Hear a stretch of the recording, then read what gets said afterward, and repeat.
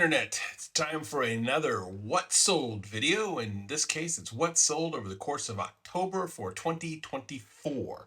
And I made 21 sales for a total profit of $1,002.24. My goal each month is $1,000 or more, so I just barely squeaked over the line this time, but I made it. 21 sales.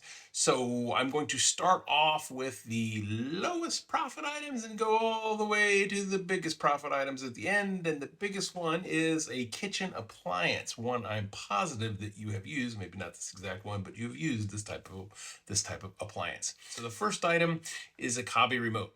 Made $4.08 on it, and it was part of a bin of remotes that I bought. I think there were 75 in it, probably 8-9 months ago I bought them. Paid 45 bucks for it, got my money back a couple months ago. So this is just profit. So I'm not going to assign a cost to it. But wow, I thought maybe there'd be gold in the remote bin, but there wasn't. It was just a lot of work and no fun. I'm just happy to have gotten my money back and made a little bit of profit off of a few remotes, including this one. The next one is this Microsoft ergonomic keyboard. I paid $7 for this, sold it for $14, and so I made a profit of $6.28. So these do sell regularly. There can be a little bit of money in them. Sometimes you can find them at thrift stores for $1 or $2. I paid $7 for mine at Goodwill, which is kind of on the expensive side. They can go for a little bit more depending on whether it's wireless or the corded kind and the kind of condition that they're in. This one was a corded one, so a little bit of money. Nothing to get too crazy about, but hey, it's still profit in my pocket. Next one is this Sony CD magazine, and I'm not going to assign a cost to it because it was part of a lot of electronics that I've already sold off and made profit on. But I made sold it for $13.75, so I profited $7.84. And then we've got this Corning bowl that I paid $5 for at a garage sale. I only wanted to pay $3, but they wanted it for $5, and I sold it for $12, so I made $7.99. Good. Again, small dollar item, but Corning bowls like this with the blue flower on it do sell regularly, so be on the lookout for them. Next is one of my favorite categories, and that is printer ink. This is HP 64 ink, paid $8, sold it for $32, profited $13.79. Picked this up at Goodwill or Vinnie's at $8. It would have been Goodwill. Vinnie's is usually cheaper. So $13.79 in my pocket. That would have been free shipping. Next one, picked this up at St. Vincent de Paul, Vinnie's as well. It's an Apple operating system, OS 8.5. So ancient artifact of the digital age. Paid $2 for it, sold it for $25 within, I think I think I listed it right at the beginning of October, maybe the end of September. That's about how long it took to sell. $14.23 in profit. And then we've got this HP 8600 printer outfeed tray that I am assigning a value of $3 to, or what I paid for it. Sold for $30, so $15.88 was profit. And I say assigning the cost to it because I'm parting out an 8600 machine, or I was.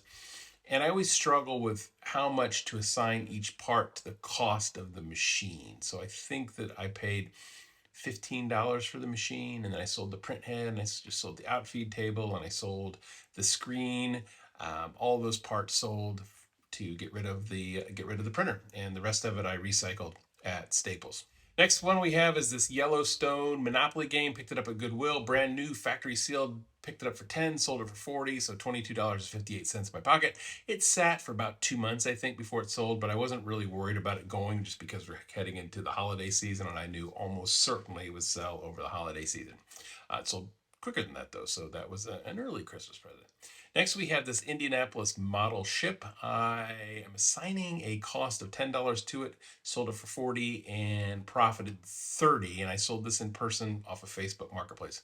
And again, assigning a value because I picked up a lot of 23 models. Most of them were ships, and I paid $358 for the entire lot. Got it at an estate sale auction. So $10 to start. Is what I'm assigning it. And then we've got this Lexington model, which is from that same lot. I'm assigning a cost of $10 to that one as well. Sold it for $50 and profited $30.29, which is only 29 cents more than the Indianapolis model. It's so close because even though the sale value is higher because of eBay fees. No fees, obviously, when you sell something on Facebook Marketplace. And then next up, we have this Odyssey 2 vintage gaming system that I paid $75 for, sold it for $135 and made $39 and, looking at my notes, 2 cents, $39.02, which for a gaming system with all those games that needed to be tested is worth it. Yeah, but it's kind of on the fence, because electronics where you really have to test them all, you have to, like, well, is this worth it? And there's a lot of packing material. But this was the gaming system I had when I was a kid in the 70s, so I was really buying it for a walk down memory lane, which I got. It was a load of fun for about an hour, and then it was kind of fun for a second hour. And then I was kind of like, well, these games are really basic and nothing like what we have now, so I don't really see myself playing this too much more, so I may as well just go ahead and flip it, and made $40 in the process. And then the next one is this lot of fly fishing mugs. Consulting my notes, paid $17.88 for it, flipped it for $99, and put $39.56 in my pocket. Now, it would have been more profit if I had calculated how much it was going to weigh and the dimensions appropriately when I put the listing in. So the buyer paid, I don't remember, X dollars, but what I had to actually pay to ship it was X dollars plus 10. So I lost a little money by not estimating that appropriately, but sometimes that happens. But I still made some money on it. I'm pretty good at packing things like this, mugs. I don't get breakage very often, but there were 16 mugs, I think. I'd have to count the picture. And one of them had a broken handle when it arrived, so I did a partial refund. So these things happen. Generally, I don't have that problem, though. But I wouldn't buy these again because they're delicate and it takes a lot of packing material, and there's a cost with that, obviously. And it was tedious to wrap every single one and make sure it was packed appropriately, and then just the paranoia that, did I do this well enough, or is it going to really just get busted all to pieces in shipping? So I was happy with only one broken mug, to be honest, because I had visions of, like, the whole thing just being shards of glass. But anyway, moving on. Next one, looking at my notes here, we have this KitchenAid blender. Paid 10, sold it for 60, so I made $48.08. I like doing blenders as long as they're not too dirty. They've really got to be pretty clean in order to make it worth it. I mean, you can clean them up a little bit, but sometimes you'll see some really grody blenders, and you can spend a lot of time. I just said grody. That's like, what, from the 80s? Like, I never say that word. What just happened? It can be really gross. So there can be a little bit of stuff that needs to be cleaned up, but don't let them get away from you. Otherwise, you'll spending all your time cleaning them up, and it just will not be worth it. All right. Next, we have this Lexmark toner. $13 is what it cost me. Sold it for $75, which means I made $50.07. The only thing I like better than printer ink is printer toner, because it generally goes for more money, and it's generally really easy to ship as well. So it's a good find. You look for brand names, though. The off-brand, aftermarket brands, no, you don't want to deal with those. Those are not worth it. You want the Brothers, the Epsons, the Lexmarks. That's what you're looking for in toner, and there can be really good money in toner, just depending on what it is. Next, we have another ship from that lot. It's the Belfast. I assigned a cost of $15 to it, sold it for $67, which means I made $50.58.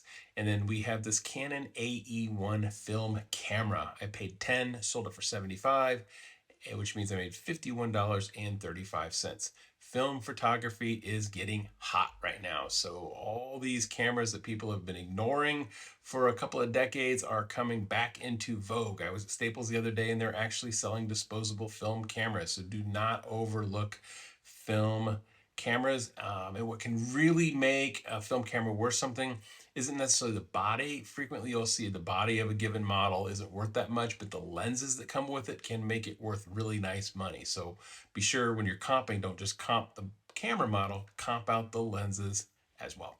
And then we've got another camera, a Canon PowerShot SD850. Picked it up for $5. I think I picked this up at Vinnie's. I would have had to have, because it would have been $14.99 at Goodwill, and sold it for $85, which means I pocketed $56.17. And then we got this KitchenAid waffle iron. I paid $30, sold it for $92, which means I made $62.